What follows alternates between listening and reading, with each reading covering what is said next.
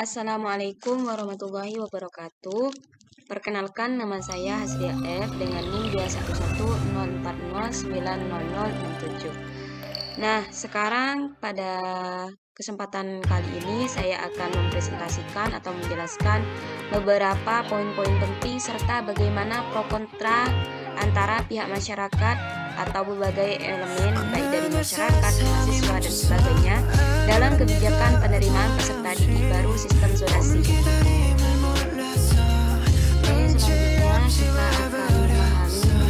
Oke, selanjutnya kita akan memahami mengenai konsep dasar keterampilan peserta didik ada 21. Nah, yang pertama itu adalah communication skills atau keterampilan berkomunikasi. Nah, komunikasi adalah proses pertukaran bahasa yang berlangsung dalam dunia manusia. Nah, tujuan dari komunikasi yang efektif adalah memberikan kemudahan dalam memahami pesan yang disampaikan kepada penerima informasi, sehingga bahasa yang dibawa oleh pemberi informasi harus jelas, lengkap, serta dapat dimengerti dan dipahami. Atau si penerima informasi itu dapat menerima feedback yang baik dari si pemberi informasi seperti itu.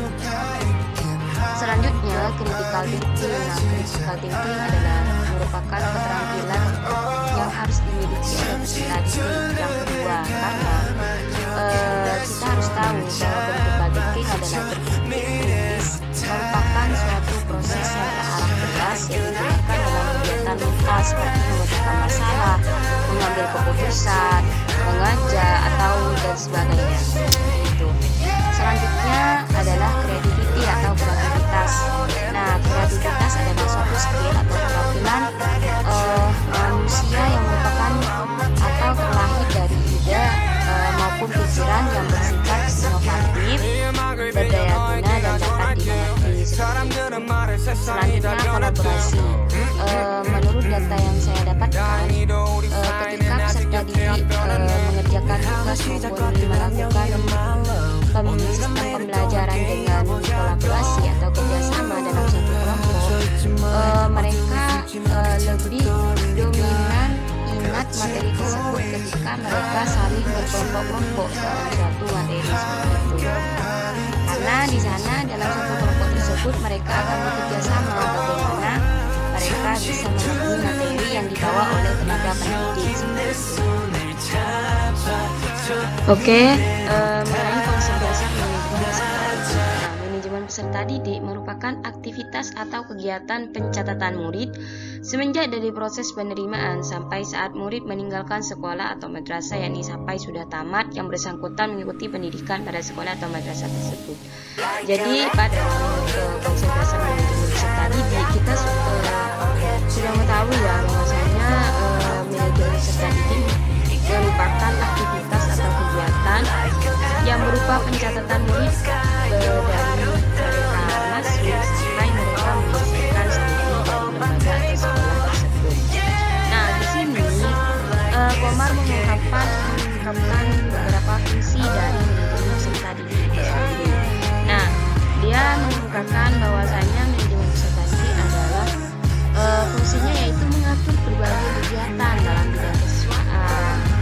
Mungkin dalam seperti kalau dalam bidang kesiswaan seperti pencatatan absen, pencatatan kehadiran, kegiatan dan sebagainya dalam hubungan kesiswaan agar proses pembelajaran di sekolah dapat berjalan dengan lancar, tertib, teratur, serta mampu mencapai tujuan pendidikan sekolah, yakni pengaturan dalam bentuk pelayanan di sekolah sehingga proses pembelajaran tersebut dapat berjalan dengan baik, seperti itu. Jadi di sana terdapat pelayanan khusus atau pelayanan yang baik dari tenaga pendidik maupun segala elemen yang ada dari sekolah maupun lembaga tersebut. Seperti itu. Oke, selanjutnya orientasi dan pengelompokan peserta didik baru. Nah, masa pengenalan kehidupan sekolah atau lebih dikenal dengan istilah masa orientasi peserta didik baru adalah situasi dan kondisi di mana sekolah memberikan perkenalan tentang kehidupan di lingkungan sekolah kepada peserta didik.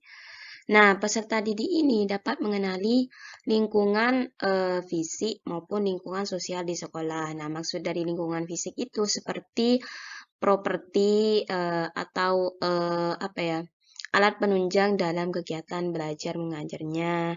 Nah, sedangkan lingkungan sosial itu adalah lingkungan bagaimana keadaan kultural atau kebiasaan maupun segala sosial baik dari elemen-elemen yang ada di sekolah tersebut, seperti itu. Nah, di sini ada beberapa poin-poin penting dalam melaksanakan penerimaan peserta didik baru. Nah, hal yang harus dilakukan pertama, tenaga pendidik maupun manajer yaitu adalah membentuk kepanitiaan. Lalu setelah kita membentuk kepanitiaan, kita mengadakan rapat seperti itu. Selanjutnya kita lanjutkan dengan mengadakan pendaftaran. Dan terakhir menyeleksi calon peserta didik. Berikut rangkuman. Ini sudah berdasarkan dengan rangkuman yang saya peroleh dari beberapa referensi. Nah, di sini terdapat pengelompokan peserta didik.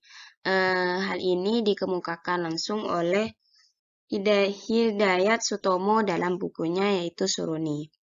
Nah, yang pertama, pengelompokan berdasarkan friendship grouping, yaitu friendship grouping ini adalah pengelompokan berdasarkan pada kesukaan dalam memilih teman.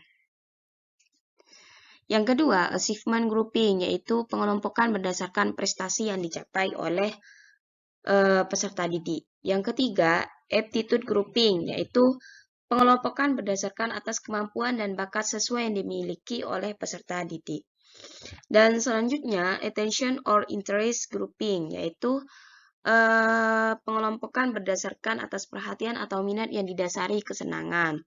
Nah, yang terakhir, intelligence grouping, yaitu pengelompokan berdasarkan hasil tes inteligensi yang diberikan kepada peserta didik.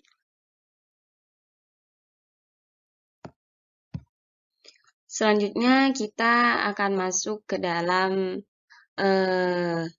pemahaman mengenai kebijakan dalam penerimaan peserta didik baru sistem zonasi. Nah, dalam Undang-Undang Nomor 20 Tahun 2003 tentang Sisdiknas dalam Pasal 5 Ayat 1 menyebutkan bahwa setiap warga negara mempunyai hak yang sama untuk memperoleh pendidikan yang bermutu. Nah, apa sih polemiknya? Polemik yang terjadi pada pelaksanaan PPDB tahun sebelumnya yaitu pada jalur zonasi yang persentasenya cukup tinggi.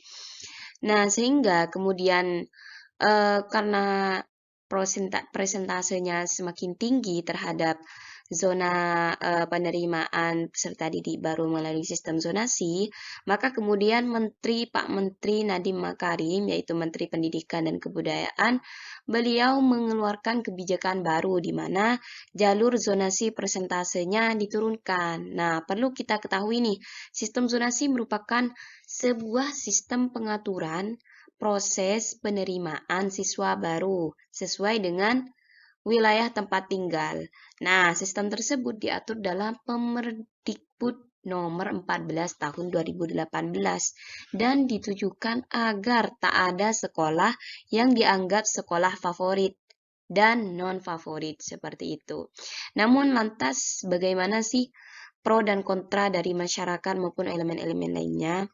Nah, hal ini sudah saya dapatkan dari jurnal Unigal ya. Nah, bicara tentang respon nih dari berbagai elemen terhadap kebijakan peserta didik baru sistem zonasi. Hal ini saya dapatkan dari referensi jurnal Kemendikbud.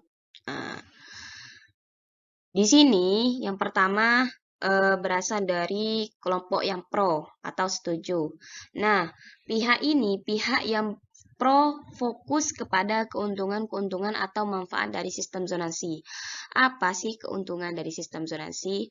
Nah, keuntungannya yaitu terciptanya pemerataan akses layanan dan kualitas pendidikan yang lebih baik.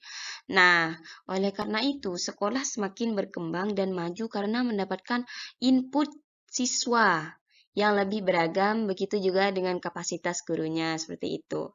Nah, sedangkan yang kontra atau yang menolak terhadap kebijakan peserta didik baru atau sistem zonasi ini mereka berfokus pada kekurangan dari implementasi sistem zonasi yang kurang optimal.